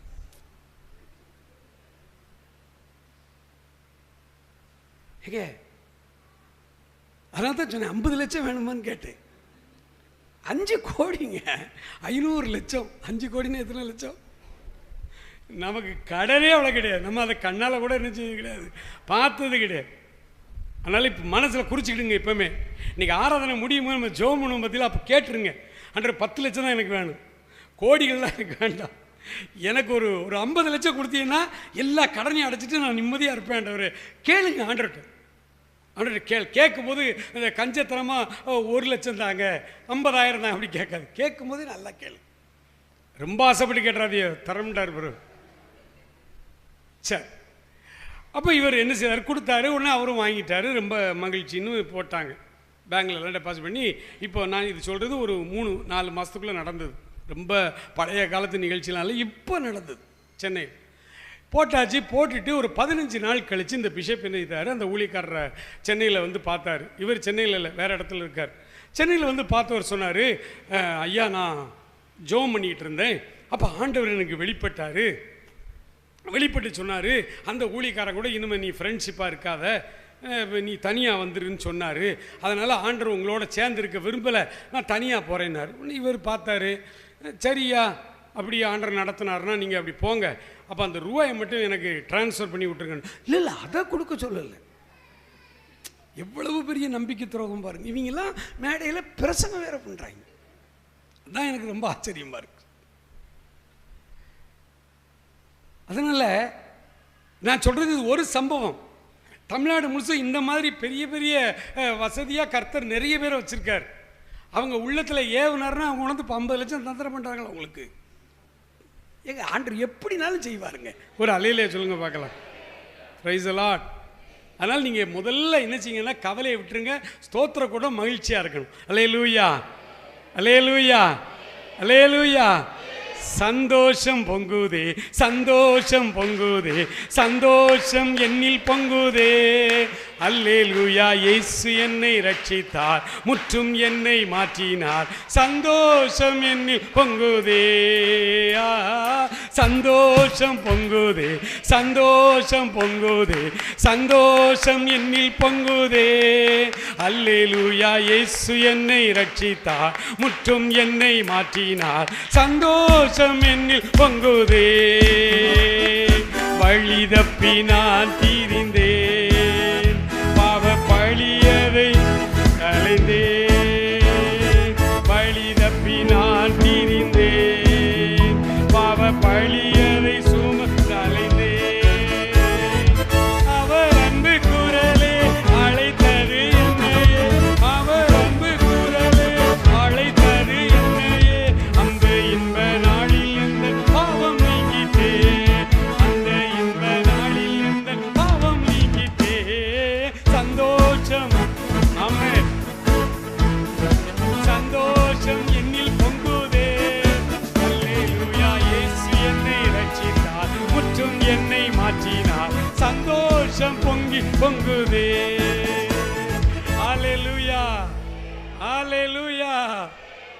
பொதுவாக நம்ம கிறிஸ்தவ மக்கள் நல்லா ஆராதிக்கிறவங்க, விசுவாசிகள், அவங்க இல்லை சர்ச்சில் வச்சு கேட்போம். என்ன கேட்போம்னா, நீங்கள் கர்த்தர் பேரில் நம்பிக்கையாக இருக்கீங்களா, ஆனால் உங்கள் மாத சம்பளத்தின் மேலே நம்பிக்கையாக இருக்கீங்களான்னு கேட்போம். கேட்ட உடனே நம்ம வாழ்க்கையில் எல்லாமே என்ன சொல்லுவாங்க? சொல்லுங்களேன். கர்த்தர் மேலே தாங்க நம்பிக்கையாக இருக்கும். வாழ்ந்தாலும் தாழ்ந்தாலும் செத்தாலும் இயேசுக்கேன்னு இங்கே சொல்லுவோம் வைராக்கியமாக. வீட்டுக்கு போன பிறகு பார்த்தீங்கன்னா 1ஆம் தேதி சம்பளம் வந்துடும், பாக்கெட்டில் ரூபா இருக்கும், மகிழ்ச்சியாக இருப்பாங்க ஆண்கள். முதல்ல ஆண்களுக்கு வர, அப்புறம் பெண்களுக்கு வர. ஆண்கள் ரொம்ப மகிழ்ச்சியாக இருப்பாங்க. மனைவியை சொல்லுவாங்க, டார்லிங் வா ஷாப்பிங் போயிட்டு வருவோமா அப்படிம்பாங்க. சரி வாயன் ஒரு நாள் ஹோட்டல் போயிட்டு வருவோம். ஏன்னா கையில் இப்போ என்ன இருக்குது?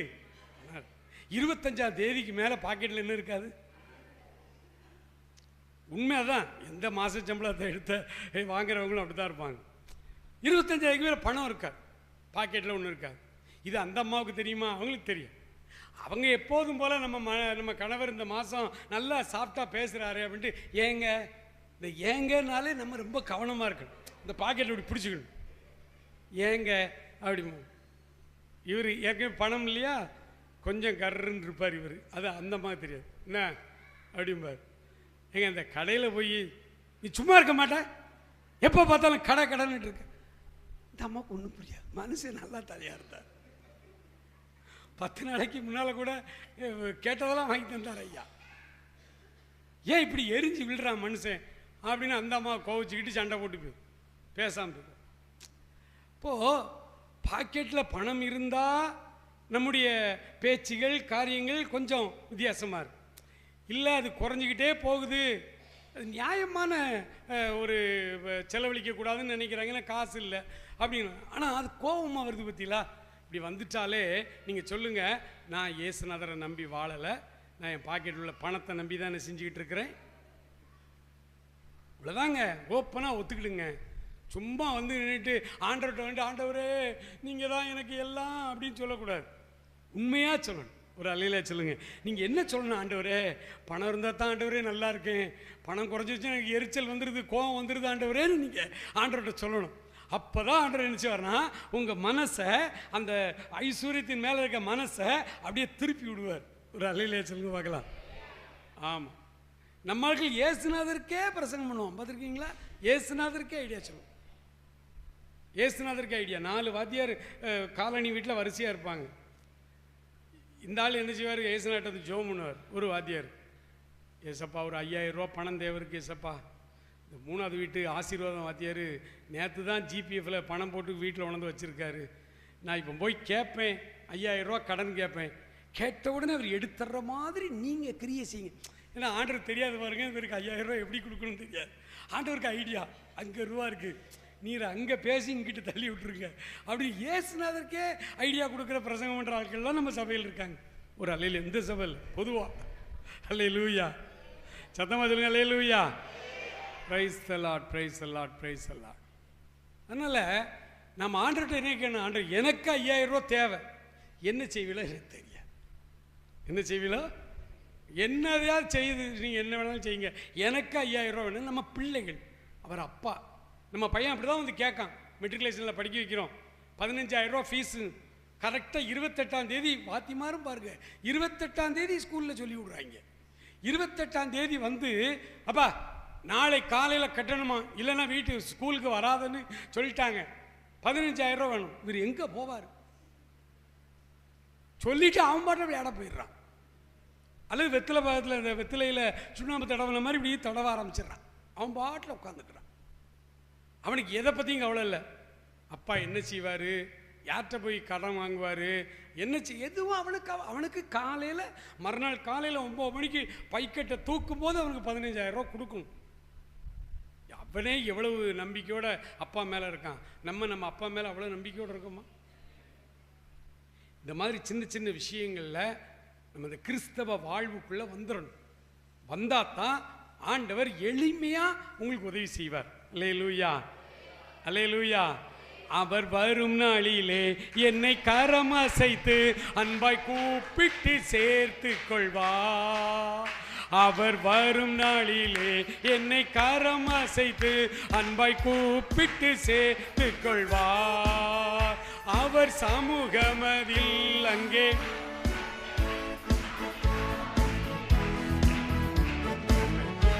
அவர் சமூகமதில் அங்கே மகிழ்ந்திடுவே ஆனந்தமே. இது மாபெரும் பாக்கியமே. இந்த பாதலத்தின் சொந்தக்காரர் அவர், எந்த உள்ளத்தின் சொந்தமானார். இந்த பாதலத்தின் எந்த உள்ளத்தின் சொந்தமானார். அல்லேலூயா, அல்லேலூயா. இப்போதான் பிரசங்கத்துக்குள்ள போறோம். இப்போ இவ்வளோ நேரம் என்ன பிரதர் பண்ணீங்க? உங்களை ஆயத்தப்படுத்தினேன். இன்னுமேவும் சிலர் ஆயத்தமாகலை, வேறு வழி இல்லை, நேரம் ஓடிக்கிட்டே இருக்கு. வாசிங்க ரோமருக்கு எழுதின நிருபம் 12ஆம் அதிகாரம் 12ஆம் வசனம். ரோமருக்கு எழுதின நிருபம் 12ஆம் அதிகாரம். நம்பிக்கையிலே சந்தோஷமாயிருங்கள், உபத்திரவத்திலே பொறுமையாயிருங்கள், ஜெபத்திலே உறுதியாய் தரித்திருங்கள். இந்த 3வது ஆண்டு துவக்க விழாவில் ஆண்டவர் உங்களுடைய திருச்சபைக்கு அல்லது உங்களுடைய சர்ச்சுக்கு, உங்களுடைய ஊழியத்திற்கு ஆண்டவர் தருகிற அருமையான வார்த்தை இந்த வார்த்தை தான். இது உங்கள் ஒவ்வொருவருக்கும், கேட்டுக்கொண்டிருக்கிற நம் ஒவ்வொருவருக்கும் அவர் தருகிற வார்த்தை. நீங்கள் நம்பிக்கையிலே சந்தோஷமாயிருங்கள், நம்பிக்கையிலே சந்தோஷமாயிருங்கள்.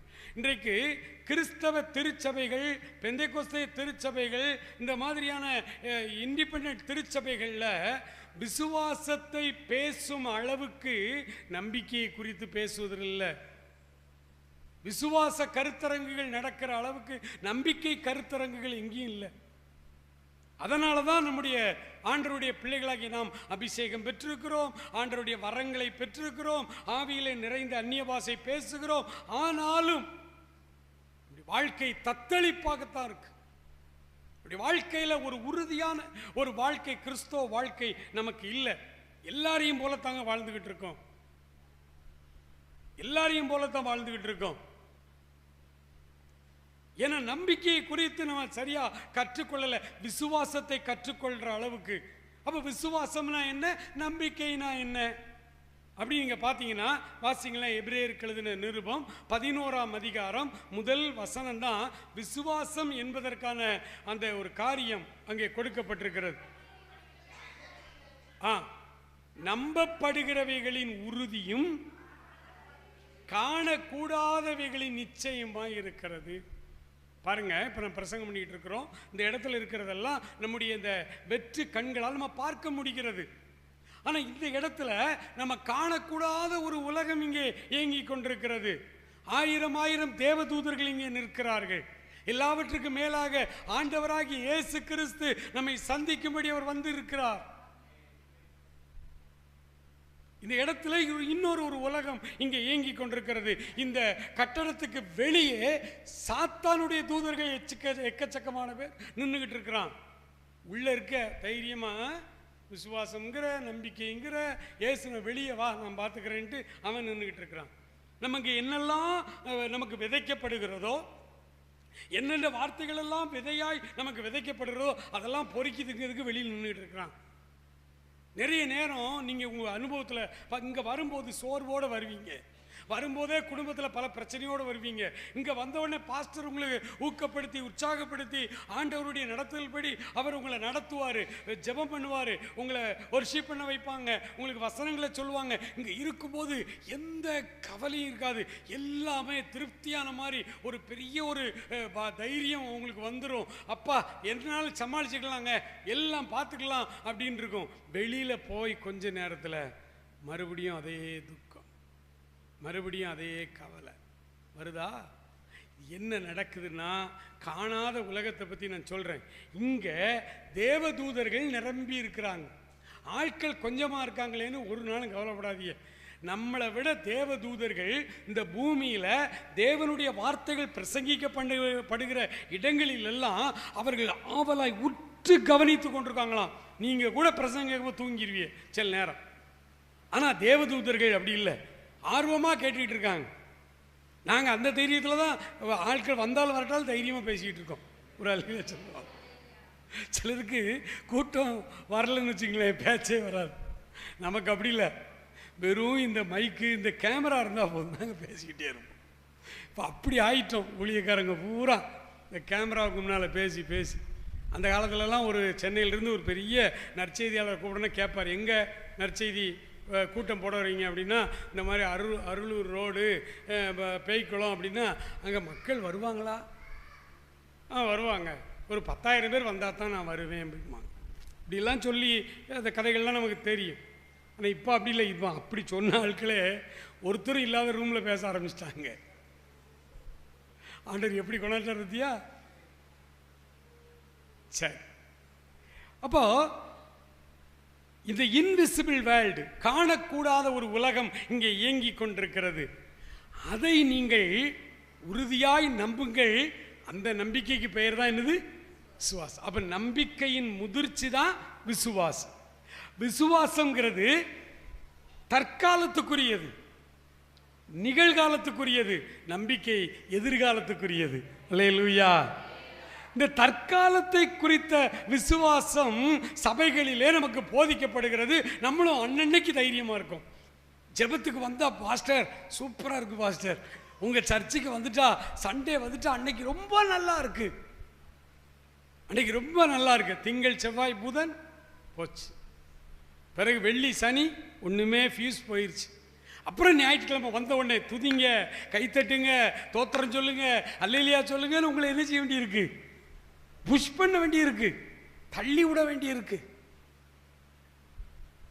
ஆண்டவருடைய பிரசன்னத்தை நீங்க அனுபவிக்கணும், நீங்க பெற்றுக்கிட்டு தான் போகணும்னு இங்க ஊழியக்காரங்க படுற பாடு அவங்களுக்கு தான் தெரியும்.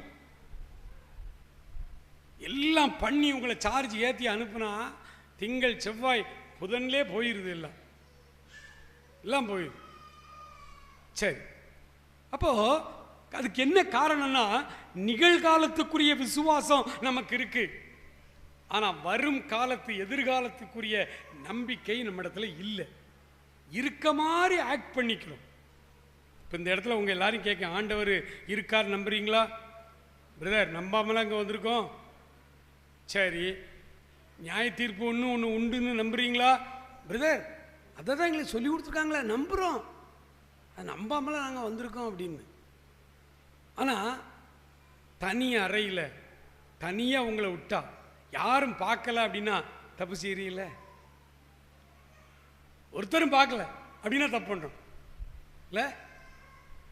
அப்போ அந்த நம்பிக்கை இல்லை. இங்கே சும்மா சொல்கிறோம் வாயிட்ட. எதிர்கால நம்பிக்கை ரொம்ப முக்கியம். அதனால தான் அவர் சொன்னார், நம்பிக்கையிலே மகிழ்ச்சியாக இருங்க, மகிழ்ச்சியாக இருங்க. வாசிங்க வெளிப்படுத்தின விசேஷத்தில் கடைசி வசனத்துக்கு முந்தின வசனம், கடைசி அதிகாரம் 22.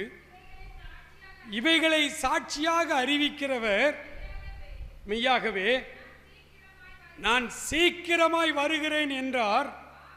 ஆமென். கர்த்தராகிய இயேசுவே வாரும்னு யோவான் சொன்னார். இதோ நான் சீக்கிரமாய் வர்றேனார் ஆண்டவர். கர்த்தராகிய இயேசுவே நீர் வாரும் அப்படின்னு சொன்னாரு யோவான். இது நடந்தது கிபி 50-55 நடந்தது. அப்பவே சீக்கிரமாய் வாரேன்ட்டார். இவரும் அப்பவே சொன்னாரு சீக்கிரமா வாங்கன்ட்டார். ஆனா 2000 வருஷம் ஓடிட்டு, 2000 வருஷம் ஓடிட்டு, ஒரு சந்ததி போயிட்டு அடுத்த சந்ததி வந்துட்டு, அடுத்த சந்ததி சந்ததி சந்ததியாய் வருது போகுது. ஊழியக்காரங்க ஊழியம் செய்கிறாங்க, இயேசு வருகிறார் வருகிறார்னு சொல்லிக்கிட்டே தான் இருக்கிறாங்க. ஒன்றும் நடக்கலையே சாமி. நான் ஒரு கிறிஸ்தவ கிராமத்தில் போய் சுவிசேஷம் அரைச்சோடனே ஒரு அண்ணாச்சி நிப்பார், தம்பிங்க வா அப்படின்னார். எப்போ 85, 1985 தம்பிங்க வா அப்படின்னாரு. உடனே என்ன அண்ணே அப்படின்னு கேட்டேன். இப்போ எனக்கு வயசு 60 ஆகுது, அப்போ எனக்கு 22 வயது 23 வயது. அப்போ அவர் சொன்னார், தம்பி எனக்கு 60 வயசாச்சு. இந்த 60 வயசில் ஒன்றிய மாதிரி தம்பிமார் ஒவ்வொரு காலகட்டத்தில் இதே மாதிரி தெரு பிரசங்கத்துக்கு வந்து இயேசு வருகிறார் இயேசு வருகிறாருன்னு சொல்கிறான்.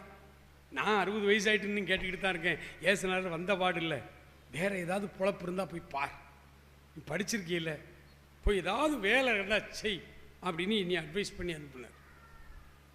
அப்போ நீங்கள் பேதுருவுடைய நிருபத்துக்கு வாங்கலேன். இப்படி சொல்லுவாங்களாம். இப்படி என்ன செய்வாங்களாம்? சொல்லுவாங்களாம். நீங்கள் நேர 2 பேதுருவின் புத்தகம் 3ஆம் அதிகாரம் 3வது வசனம் 4வது வசனம் வாசிங்க. முதலாவது நீங்கள் அறிய வேண்டியது என்னவென்றால், கடைசி நாட்களில் பரியாசக்காரர்கள் வந்து தங்கள் சுய இச்சையின்படியே நடந்து அவர் வருவார் என்று சொல்லுகிற வாக்குத்தத்தம் எங்கே? பிதாக்கள் நித்திரையடைந்த பின்பு சகலமும் சிருஷ்டிப்பின் தோற்றம் முதல் இருந்த விதமாய்த்தானே இருக்கிறது என்று சொல்லுவார்கள். சொல்லிட்டார் முதல்ல பேதுரு. எப்பா, கடைசி காலம் ஆக ஆக நிறைய பேர் வந்து இப்படி சொல்லுவாங்க. அவங்க யாருன்னா தங்கள் சுய இச்சையின்படி நடக்கிறவன். ஊழியக்காரனாக இருந்தால் கூட. ஏன்னா இன்றைக்கி சில ஊழியக்காரங்க வருகையவே நம்பாமல் தான் பிரசங்கம் பண்ணிக்கிட்டு இருக்கான். அப்புறம் மக்கள் சுய இச்சையின்படி நடக்கிற மக்கள், அவர்கள் தான் பரியாசக்காரர்கள். அவங்க வந்து சொல்லுவாங்க, அவர் வருவார் என்று சொல்லுகிற அந்த வசனம் எங்கே, வார்த்தை எங்கே அப்படின்னு. 86லேருந்து 88 வரைக்கும் திருவாடனை தாலுகா, அண்ணன் சார் சொன்ன புதுக்கோட்டை மாவட்டத்தை ஒட்டி இருக்கக்கூடிய திருவாடனை தாலுகா, ஓரியூர்னு ஒரு ஆர்சி கிராமம். ஓரியூரை தாண்டினா புதுக்கோட்டை மாவட்டம் ஆரம்பிச்சிடும். அந்த திருவாடனை தாலுகா ஓரியூர் பக்கத்தில் தான் எனக்கு ஃபஸ்ட்டு அப்பாயின்மெண்ட்டு. 1986 ஜனவரியில் ஆசிரியராக போயிட்டேன். அங்கே தான் அங்கே வேலை செய்கிறோம். அந்த ஏரியாக்களில் அதான் ஆர்சி கிராமங்கள். அந்த கத்தோலிக்க, நேற்று சொன்னேன் இல்லையா, கத்தோலிக்க பாதிரியாரோடு சேர்ந்து நாங்கள் அங்கே ஊழியம் செய்துக்கிட்டு இருக்கிறோம். அப்படி ஊழியம் செய்துட்டு இருக்கும்போது அங்கே தான் சொன்னாங்க, இந்த மாதிரி அவர் வருவார் என்று சொல்லுகிற வாக்குத்தத்தம் எங்கேன்னு. அப்படி ஊழியம் செய்யும் பொழுது அங்கே ஒரு பாஸ்டர் எனக்கு பழக்கமானார், பிரான்சிஸ் லூயிஸ் குமுருக்கர். அவரும் எங்களோட சேர்ந்து ஊழியம் செய்தார். 2 வருடத்தில் நான் வேறு ஊருக்கு டிரான்ஸ்ஃபர் ஆகி வந்துட்டேன். அப்புறம் கிட்டத்தட்ட 20-25 வருஷம் ஆயிடுச்சு. நான் திருநெல்வேலிக்கு வந்துட்டேன். திருமணம் ஆயாச்சு, 2 குழந்தை பிறந்தாச்சு. என் பையன் சின்ன வயதில் கொஞ்சம் ஒரு 3rd ஸ்டாண்டர்டோ நோ படிச்சுக்கிட்டு இருக்கிறான். அவன் பிறந்ததுலேருந்து என் கூட தான் தர்றான். எல்லா என் பிரசங்கம் பூரா அவனுக்கு பாராமல் தெரியும். இவர் இந்த வசனம் எடுத்தால் இதைத்தான் பேசுவார்னு கரெக்டாக சொல்லுவான். அப்படி என் கூடவே இருந்தவன் பாஸ்டர் என்ன செய்தார், ஒரு நாள் திருநெல்வேலிக்கு வந்துட்டார். அவ்வளோ தூரம் ட்ராவல் பண்ணி. ஏன்னா அவர் ஒரு சர்ச்சு கட்டுறாரு, அதுக்கு டொனேஷன் கேட்டு அவர் வரேன்னு சொல்லியிருந்தார். அதே மாதிரி வந்தார். ராத்திரி ஆயிட்டு வீட்டுக்கு வந்தார். அப்போ நாங்கள் பேசிக்கிட்டு இருந்தோம்.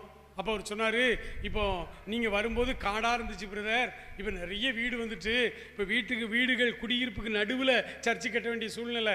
அதனால் சத்தம் கேட்டால் பிரச்சனையாகும். அதனால் ஃபுல்லாக கிளாஸ் டோர் போட்டு ஏசி மாற்றணும். அதனால் செலவு ஜாஸ்தி ஆகுது. நீங்கள் கொஞ்சம் ஹெல்ப் பண்ணணும், டொனேஷன் தரணும், அதுக்கு தான் வந்தேன்னார். செய்வோம் பாஸ்டர், முதல்ல உட்காருங்க சாப்பிடுவோன்னு. இப்போ என் பையன் பக்கத்தில் உட்காந்து அவன் கேட்டான். அவன் ஏன்ட்ட பேசியிருக்கலாம், நேராக அவர்கிட்டே பேசிட்டான். ஏன்னா நாங்கள் 2 பேரும் ரொம்ப ஜாலியாக பேசிக்கிட்டு இருந்தோமா. அவன் அதை பார்த்த உடனே அவனும் கேட்டான். அவன் கேட்டான், பிரதர் சர்ச்சு கட்டணும், கிளாஸ் போட்டு அடைக்கணும், ஏசி மாட்டணும் எல்லாம் சொல்கிறீங்கள, ஏசுனதர் நாளைக்கு வருவார்னு பிரசங்கம் பண்ணுறியே அப்படின்னா. எனக்கு திக்குன்னு இருந்தாலும் ஒரு மகிழ்ச்சியாக இருந்துச்சு. சரி, பாஸ்டர் இந்த கேள்விக்கு என்ன பதில் சொல்கிறார் பார்ப்போம். சின்ன பையன் கேட்டான். ஏன்னா பிரசங்கம் பூரா நம்ம என்ன பேசிக்கிட்டு இருக்கோம், இயேசு வருவார், சாயங்காலம் வருவார், ராத்திரியிலே வருவார், ஆயத்தமா அப்படின்னு பேசுகிறோமா. இதை கேட்டுக்கிட்டே இருந்தவன், அவர் தான் நாளைக்கே வரப்போகிறாரு, எதுக்கியா போய் சர்ச்சு கட்டிக்கிட்டு இருக்கேன்னு கேட்டான். அவர் இப்படி பார்த்தாரு.